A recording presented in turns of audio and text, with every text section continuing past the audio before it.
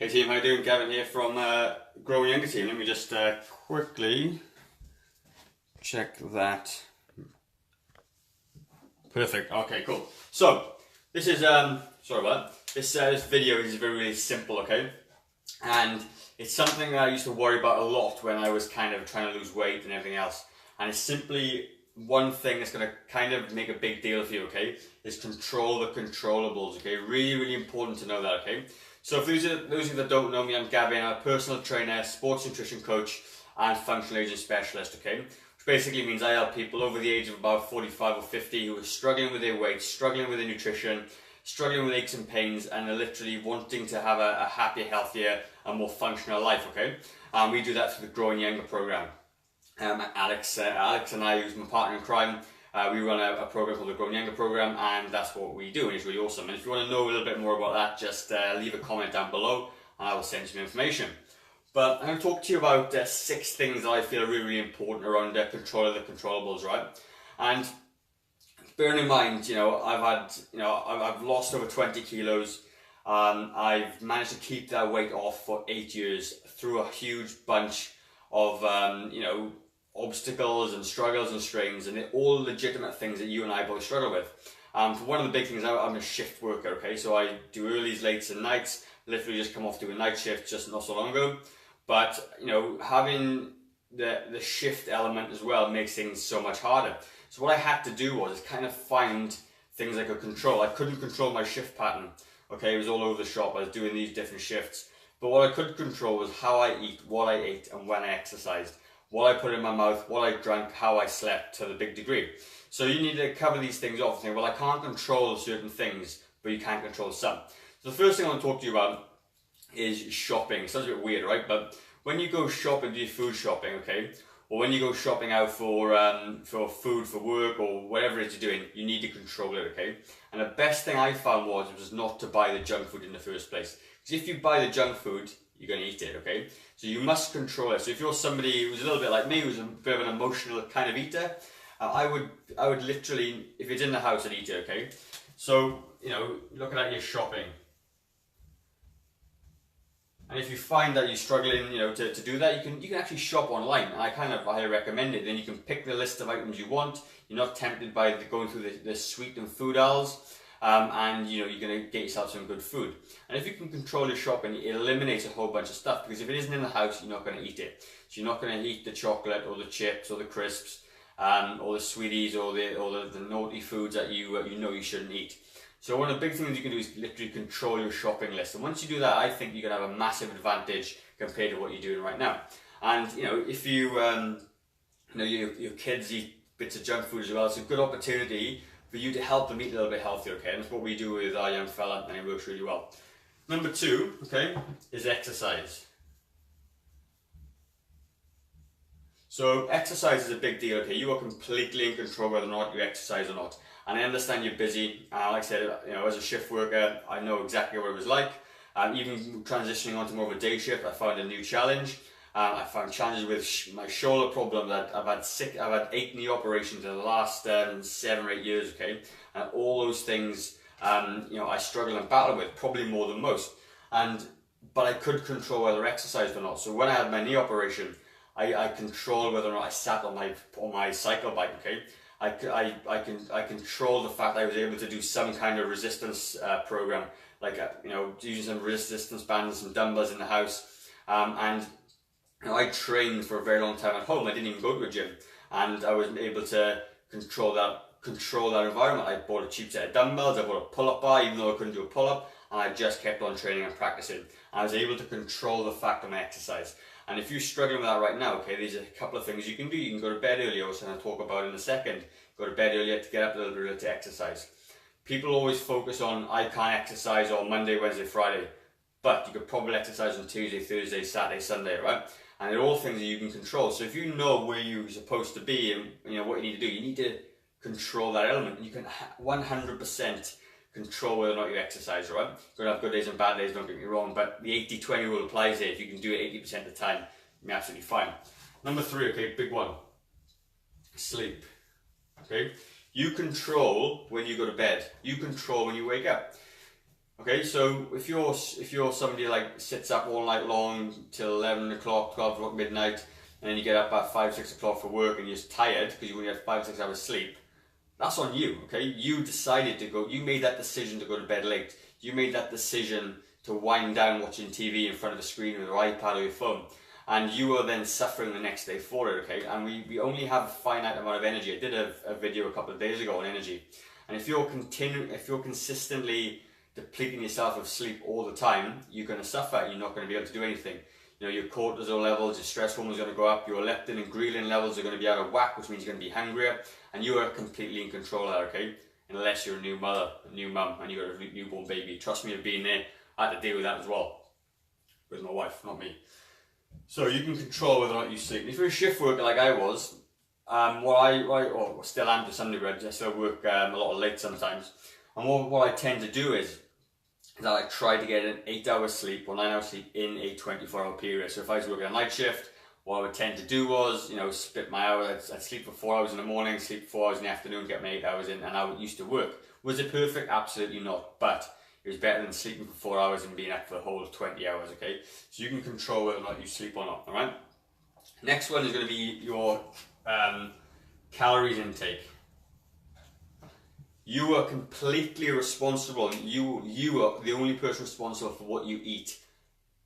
This is your hand. This is some food. You do not have to do this, okay? You can put it down. And if you're one of those people that kind of can't stop yourself from eating, okay? You really need to start practicing. It's become a habit of the fact that you can't stop eating. It's a trainable, learnable skill which you need to untrain yourself and think mindfully about what you're doing. So if you're sitting there with a big bowl of chips and everything else, A, you shouldn't have bought them in the first place because they're too tempting. And B, you can stop at any time. You don't have to keep on eating, okay? And if you control your calories or you keep a calorie tracker like I suggest MyFitnessPal, you're going to be able to know exactly how many calories you eat, which means that you can eat some of those naughty foods if you like and you're still within your calories. You are completely in control of how many calories you eat and where that food comes from. And if you're really, really busy, you can buy things like muscle fuel and all those pre-packaged foods you can cover. You can go to the supermarket and buy really healthy pre-packed meals, okay, frozen meals. You can cook in bulk on a weekend and you can freeze some meals and do everything else. It takes up no extra time, but you are completely in control. If you go to work or you haven't prepared anything and you go to the supermarket or you get into the habit of going to McDonald's or Wendy's or Burger King on the way home from work, it's become a habit. You can untrain that habit. It's really important to get out of it because you got into it, you can get out of it, okay? So the next one, my notes here, was water intake. Massive, okay? Water intake. You can have 100% control how much water you drink. I know so many people that will drink full fat Coke for breakfast, milky latte coffees, 3 or 4 of them in a day. And we had a client once actually was drinking about 4 or 5 of them a day, and it was 300 calories a pop, right? So you're looking at an extra 1,500 calories coming from milky coffees. You can absolutely limit that. Can you imagine the impact you would make on yourself, on your weight loss and your energy levels if you stopped drinking 4 or 5 coffees a day? And let me tell you something now, I used to do that, okay? And I went to the doctors because I thought I had diabetes because I was going to the toilet all the time. And the first question he asked me was, how much coffee do you drink? And it was about 5 or 6 cups a day, and I was overweight, and I was not sleeping, and I was going to the toilet 3,000 times a day. And the first thing he said was, you need to cut out some of your coffee. So I thought, well, obviously I've gone to the doctors for a reason, so I need to find a solution. I stopped drinking coffee, switched to green tea, started to lose weight, started to sleep better, going to the toilet less, felt 10 times better, then transitioned to water. So you can 100% control how much water you have, right? And number 6, okay, is a vision, okay? So a vision is like every company, everything's got one, okay? And you need to have them for yourself, because if you want to lose weight, get fit, get healthy, recover from injuries like knees and shoulders and backs, or you have a lifestyle-related disease like diabetes, high blood pressure, high cholesterol, and you want to recover from those things, you need to have a vision in your mind. You need to understand what you need to do. I've done a video before where I talk about, what is it that your future wants to look like? How do you want to be in a year's time from now? And what are the actions that that person is taking? And it's very likely that that person is exercising, they're watching the calories, they're controlling the shopping, they're skipping the water. And you need to start to introduce those little things into your life one at a time. When you do that, okay, you become in control. So these are a couple of controllables that you're 100% in control of, and that you must be in control of, because if you're not, you're always going to continue to get what you get. You don't need to worry about fad diets, fad exercises. You know, there's a way to do it 100%, and in the Growing Younger program, that's exactly how we teach it. We only use 7 movement patterns, okay, and we're getting fantastic results. People lose up to 45 kilos at a time. My client who's 84 right now has just lost 7 kilos in 2 weeks just by the same 7 movement patterns I use and the nutrition strategy that I talk about all the time. Like I said, and if somebody that is watching this and you think you'd like to do that, you know, leave a comment down below. I'll send you some information, and you know, the Growing Younger program will potentially change your life, and it's really, really cool. But you must want to happen. So if your vision for me was, when I first started to lose weight, was I wanted a 6-pack, really a vanity measure. When I got my 6-pack, I realized, well, you know, what is it now? And the next thing for me was to never be fat again, all right? And there's a couple of things that you need to do when you make a vision like that for yourself, okay? I'll write it on the board for you, was to never be fat again, okay? So when you break this down, you will start to live your life by these rules. So the opposite of never is always. Opposite of fat is slim. Alright?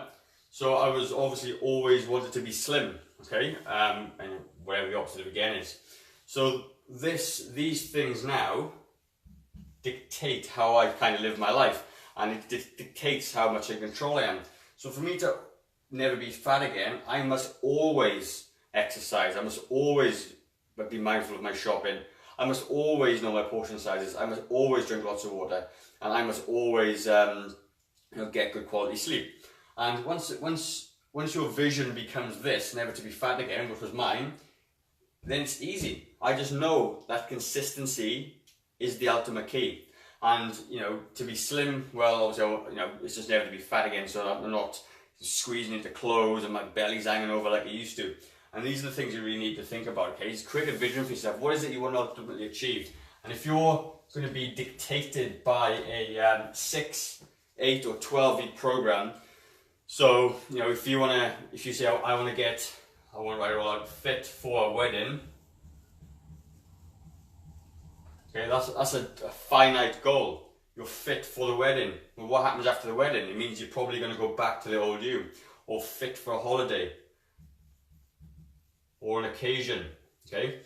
If you have those goals in mind, yes, they're nice to get there, but you need to have something more. You need to have something more long term, because if you only focus on these short periods of time, you're going to end up back to square one, okay? It needs to be big and bold, and it needs to be meaningful, because when it's meaningful, you then take action every single day.